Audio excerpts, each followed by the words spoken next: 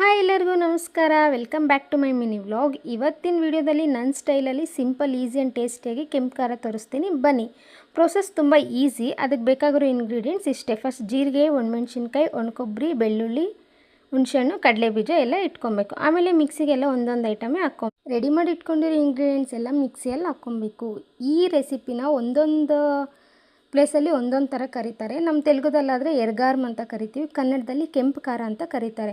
ಇದು ಟೇಸ್ಟ್ ಎಷ್ಟು ಸಖತ್ತಾಗಿರುತ್ತೆ ಅಂತಂದರೆ, ಖಾರವಾಗಿ ತಿನ್ನಬೇಕು ಅಂದಾಗ ಈ ರೆಸಿಪಿ ಮಾಡ್ಕೊತೀನಿ. ನಿಮ್ಗೆ ಸಹ ಇಷ್ಟ ಆಗುತ್ತೆ. ನಾವು ಸ್ವಲ್ಪ ಖಾರ ಜಾಸ್ತಿ ತಿನ್ನೋದ್ರಿಂದ ಮೆಣಸಿನ್ಕಾಯಿ ಸ್ವಲ್ಪ ಜಾಸ್ತಿ ಹಾಕ್ಕೊಂಡಿದ್ದೀನಿ. ರುಚಿಗೆ ತಕ್ಕಷ್ಟು ಉಪ್ಪು ಹಾಕ್ಕೊಳ್ಳಿ. ಆನಿಯನ್ನು ನಿಮಗೆ ಬೇಕಂದರೆ ಮಾತ್ರ ಹಾಕ್ಕೊಳ್ಳಿ, ಆಪ್ಷನಲ್ ಮಾತ್ರ. ಇದು ಒಗ್ಗರಣೆಗೆ ಅಂತ ನಾನು ಕಟ್ ಮಾಡಿ ಇಟ್ಕೊಂಡಿದ್ದೀನಿ. ಅದನ್ನೆಲ್ಲ ಮಿಕ್ಸಿಗೆ ಹಾಕ್ಕೊಂಡು ಒಂದು 80% ಫಸ್ಟ್ ಗ್ರೈಂಡ್ ಮಾಡ್ಕೊಂಡಾದ್ಮೇಲೆ ಕೊತ್ತಂಬರಿ ಹಾಕ್ಬಿಡಬೇಕು. 90% ಮಾತ್ರ ಗ್ರೈಂಡ್ ಮಾಡ್ಕೊಂಡು ನಮ್ಮ ಮಿಕ್ಸಿಗೆಲ್ಲ ಹಾಕ್ಕೊಂಡಾದ್ಮೇಲೆ ಆ್ಯಸ್ ಯೂಶ್ವಲಾಗಿ ಒಗ್ಗರಣೆ ಹಾಕ್ಕೊಬೇಕು. ಸ್ವಲ್ಪ ಆಯಿಲ್ ಹಾಕ್ಕೊಳ್ಳಿ, ಸ್ವಲ್ಪ ಆಯಿಲ್ ಜಾಸ್ತಿನೇ ಹಾಕ್ಕೊಳ್ಳಿ ಇದಕ್ಕೆ. ಇನ್ನು ಸಾಸಿವೆ ಹಾಕ್ಬಿಟ್ಟು ಈರುಳ್ಳಿ ಮತ್ತು ಕರಿಬೇವಿನ ಸೊಪ್ಪು ಹಾಕ್ಕೊಂಬಿಡಿ. ಆನಿಯನ್ ಸ್ವಲ್ಪ ಗೋಲ್ಡನ್ ಬ್ರೌನ್ ಬರೋವರೆಗೂ ಸ್ವಲ್ಪ ಫ್ರೈ ಮಾಡ್ಕೊಳ್ಳಿ.